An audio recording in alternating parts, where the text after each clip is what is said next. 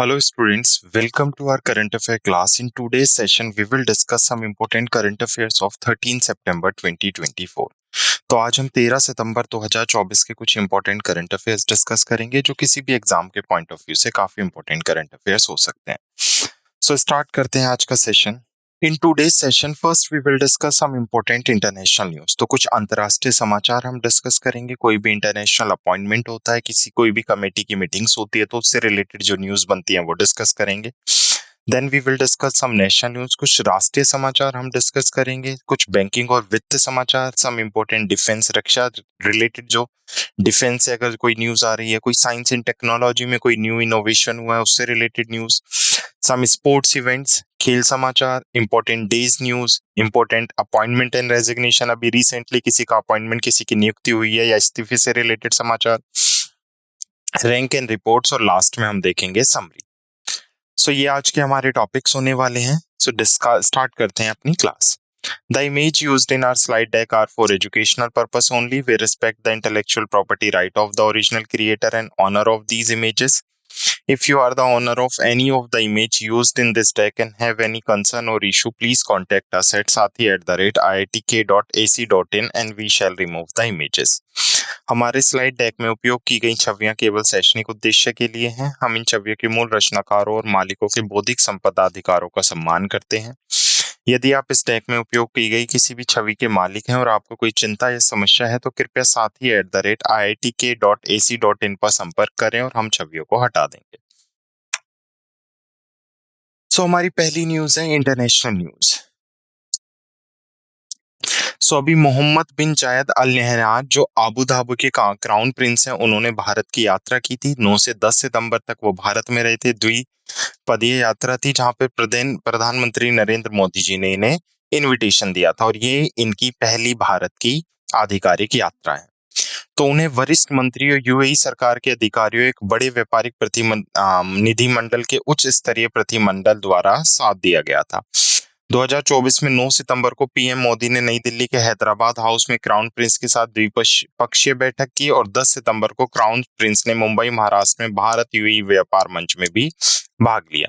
भारत और यूएई की सरकारों ने विभिन्न क्षेत्रों में, जिनमें परमाणु ऊर्जा और पेट्रोलियम शामिल है, 5 महत्वपूर्ण ज्ञापनों पर भी हस्ताक्षर किए हैं। क्लियर? तो विजिट है मोहम्मद बिन जायद अल नहयान जो अबू धाबी के क्राउन प्रिंस है, उन्होंने भारत में अभी विजिट किया।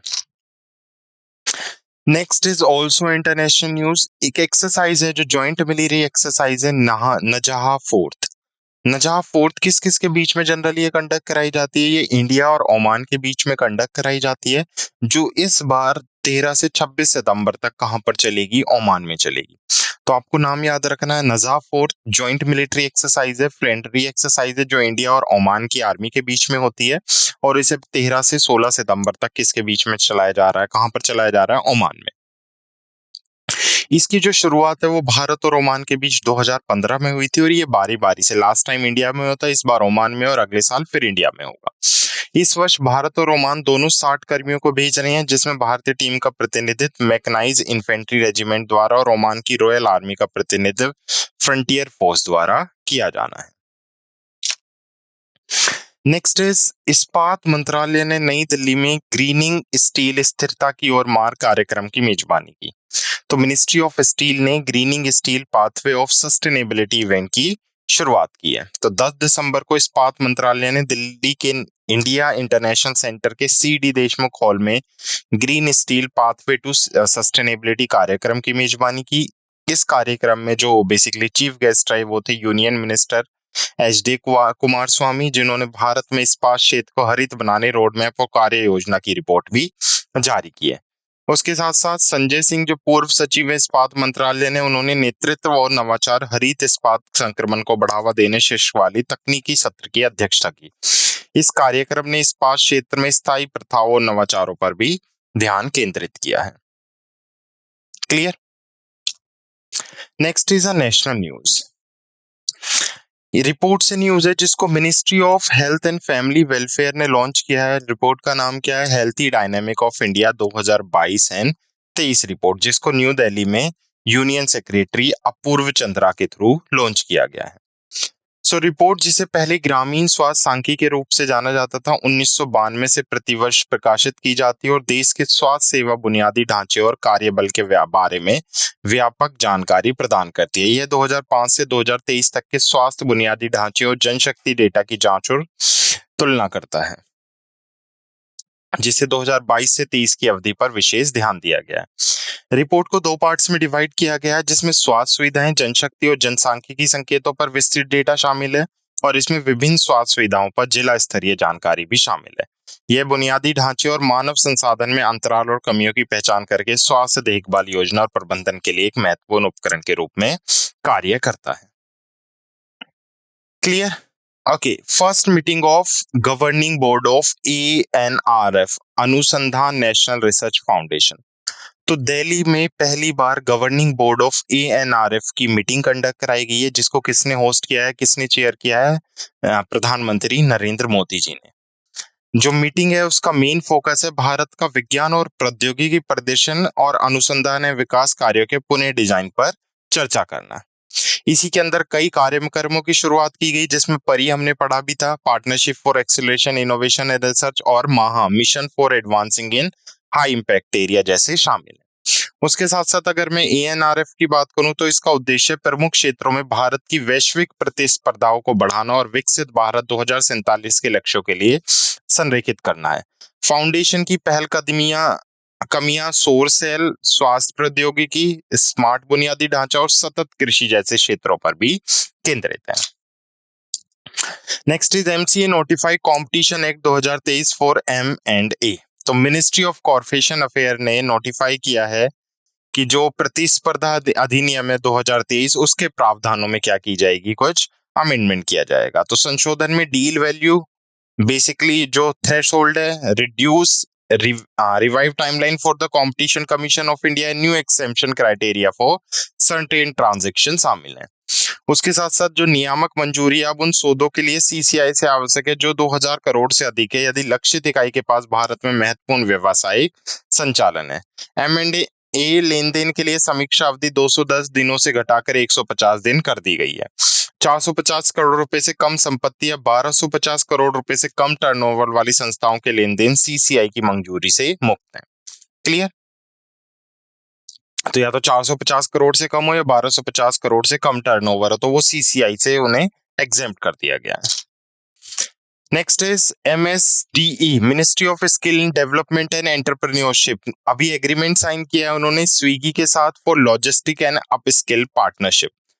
तो MSDE ने लॉजिस्टिक और अपस्किल साझेदारी के लिए स्विगी के साथ एक समझौते पर हस्ताक्षर किए हैं। तो कौशल, विशाल और उद्यमित मंत्रालय ने स्विगी लिमिटेड के साथ एक समझौते ज्ञापन पर हस्ताक्षर किया और स्विगी स्किल्स लॉन्च किया है। स्विगी के खाद्य वितरण और त्वरित वाणिज्य नेटवर्क के भीतर रोजगार के अवसर प्रदान करता है। ये रेस्टोरेंट संचालक और खुदरा प्रबंधकों के विभिन्न पहलुओं में इंटर्नशिप और प्रशिक्षण के अवसर प्रदान करता है। स्विगी का partner platform skill India digital hub में एकीकृत किया जाएगा, जो ऑनलाइन कौशल विकास पाठ्यक्रमों, प्रमाण पत्रों, प्रशिक्षण मॉड्यूल तक पहुंच प्रदान करेगा। यह पहल स्विगी से जुड़े 2.5 लाख डिलीवरी पार्टनर्स और रेस्टोरेंट कर्मचारियों को लाभान्वित करेगी। Clear? Next is banking and financial news.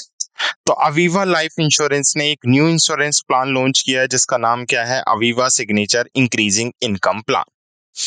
तो यह योजना सेवानिवृत्त लोगों के लिए एक बढ़ती हुई आय धारा प्रदान करती है, जिसमें मुद्रास्फीति को ध्यान में रखते हुए हर तीसरे पॉलिसी वर्ष में आय में 15% की वृद्धि हो जाती है। उसके साथ साथ यह पॉलिसी धारक को जीवन भर की आय की गारंटी देती है और 100 वर्ष की आयु तक वित्तीय सुरक्षा भी प्रदान करती है। पॉलिसी धारक की प्रीमियम अवधि के दौरान मृत्यु होने पर योजना भविष्य के प्रीमियम का भुगतान करती है और परिवार को गारंटीकृत आय प्रदान करती है। योजना भुगतान अवधि के अंत में एक प्रीमियम वापसी भी प्रदान करती है, जिसमें पॉलिसी धारक को कुल भुगतान के लिए किए गए प्रीमियम का 105% प्राप्त होता है। क्लियर? तो Aviva signature increasing income plan जो बेसिकली रिटायरमेंट प्लान होगा। नेक्स्ट, ए स्मॉल फाइनेंशियल बैंक ने पार्टनरशिप की है UIC के साथ, United India insurance company limited के साथ, ताकि वो अपने इंश्योरेंस प्रोडक्ट को क्या कर सके? वाइड लेवल पर सेल कर सके।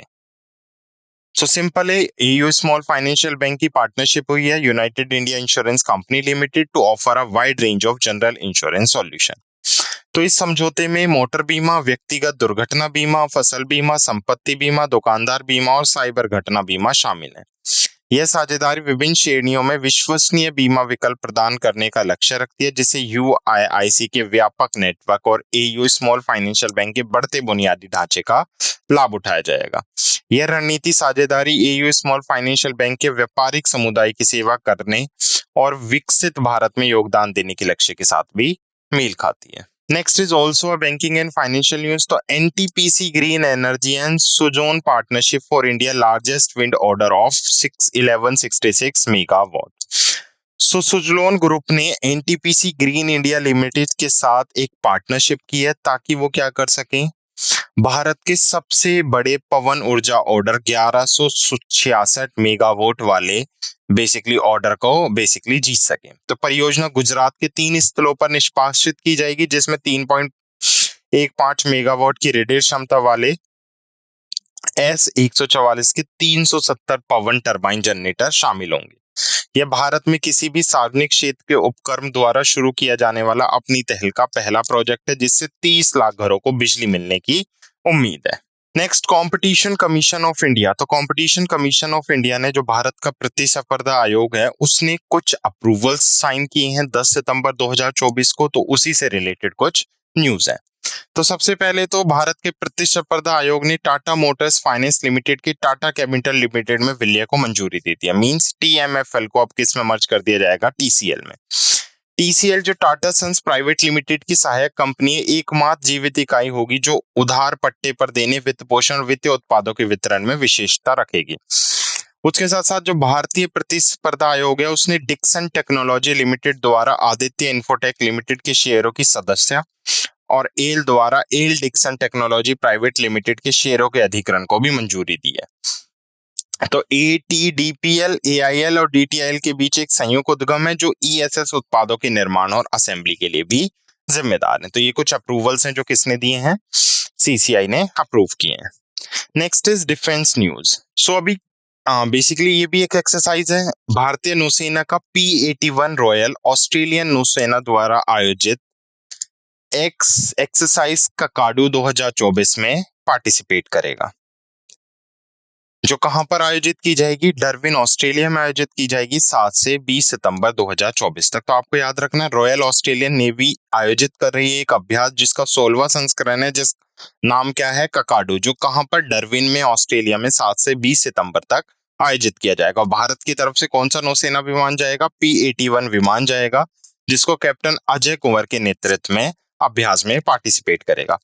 ये जो एक्सरसाइज है बेसिकली, इसमें 32 देशों से लोग बेसिकली 13 युद्धस्पोत, एक पनडुब्बी और 10 से अधिक विमान शामिल होंगे। ध्यान समुद्री संचालन के सभी पहलुओं में अंतर्राष्ट्रीय साझेदारी को शामिल करने पर है, जिससे पनडुब्बी रोधी युद्ध और वायु रक्षा अभ्यास शामिल है।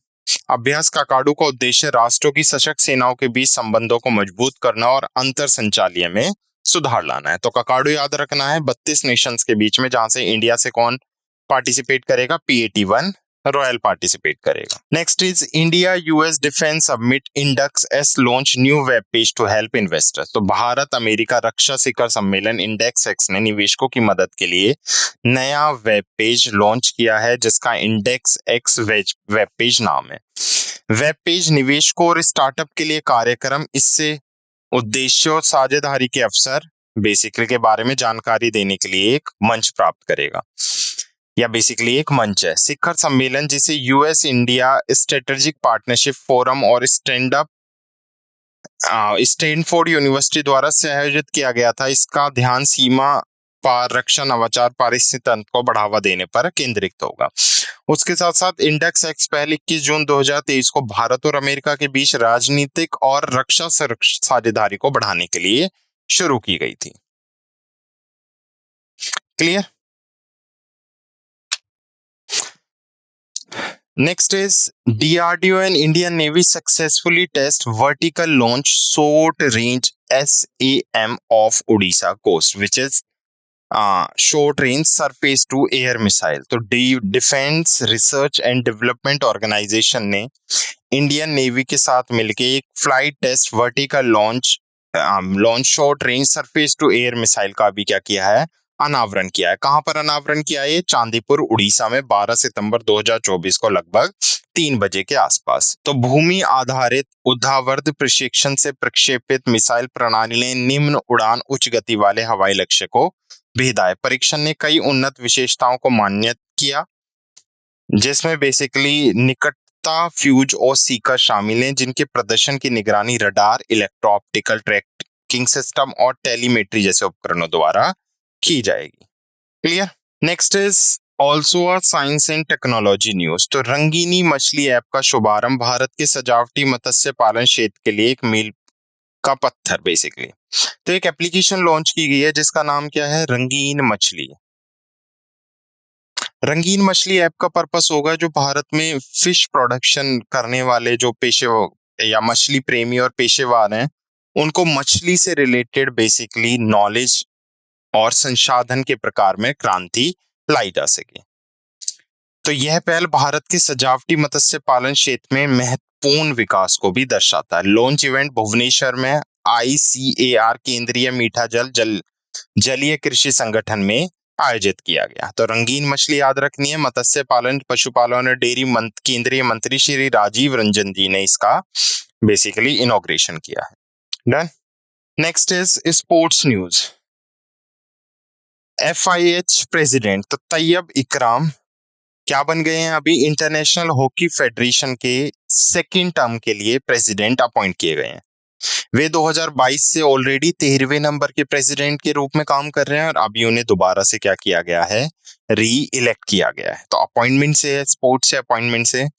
FIH अध्यक्ष पद के लिए चुनाव 9 नवंबर 2024 को मस्कट, ओमान में 49वें FIH वैधानिक कार्यक्रम के दौरान हुआ, जहां पर तैयब इकराम को दूसरे कार्यकाल के लिए इसका अध्यक्ष चुना गया। Next is England cricketer Moeen Ali retire from international cricket. तो इंग्लैंड के क्रिकेटर हैं मोइन अली, जिन्होंने अभी अंतरराष्ट्रीय क्रिकेट से संन्यास ले लिया। उन्होंने आखिरी बार ICC पुरुष T20 विश्व कप 2024 में पार्टिसिपेट किया था। उन्होंने 2014 में वेस्ट इंडीज के खिलाफ अपना अंतरराष्ट्रीय पदार्पण किया था और 138 वनडे, 92 T20 और 68 टेस्ट खेले हैं। मोइन ने 6,678 अंतरराष्ट्रीय रन बनाए, जिसमें 8 शतक और 28 अर्धशतक शामिल हैं। उसके साथ साथ वह इंग्लैंड टीम का हिस्सा थे जिसने 2019 ICC पुरुष क्रिकेट विश्व कप और 2022 ICC पुरुष T20 विश्व कप भी जीता था। तो इनके लीडरशिप में या इन्हीं के कंटेम्परेरी बेसिकली 2 वर्ल्ड कप जीते हैं, एक T20 और ICC men cricket world cup England ने। Next is 63rd Subroto cup international football tournament. तो सबसे पहले तो आपको पता होना चाहिए जो सुब्रोटो कप है ये किस स्पोर्ट से रिलेटेड है? तो ये फुटबॉल से रिलेटेड है, जिसको ये 63वां सुब्रोटो कप 11 सितंबर 2024 को नई दिल्ली में एक रोमांचक समापन के साथ समाप्त हुआ। प्रतियोगिता युवा फुटबॉल प्रतिभा के लिए एक प्रतिष्ठित मंच बनी हुई है। क्लियर? यह प्रमुख अंतर विद्यालय फुटबॉल प्रतियोगिता भारत और विदेश दोनों के प्रतिभागियों को भी आकर्षित करती है। Next is important day news. तो नेशनल फॉरेस्ट मार्टरी डे, राष्ट्रीय वन शहीद दिवस। तो हर साल 11 सितंबर को जो वन की रक्षा करते करते जिन आदमियों ने, जिन बेसिकली लोगों ने अपनी जान गंवाई है, उनके लिए इस दिन को सेलिब्रेट किया जाता है। तो 2013 में पर्यावरण, वन और जलवायु परिवर्तन मंत्रालय ने 11 सितंबर को आधिकारिक रूप से राष्ट्रीय वन शहीद दिवस की घोषणा की थी। 1730 में राजस्थान के खेजड़ी में हुए खेजड़ी हत्याकांड को याद करते हुए यह दिन स्थापित किया गया था। ठीक है, तो जो वन कर्मी हैं उनकी कुर्बानी को याद करने के लिए ये दिन सेलिब्रेट किया जाता है। Next is appointment and resignation news. तो ACC approved the appointment of 6 senior advocate as ESG means Additional Solicitor General in Supreme Court of India।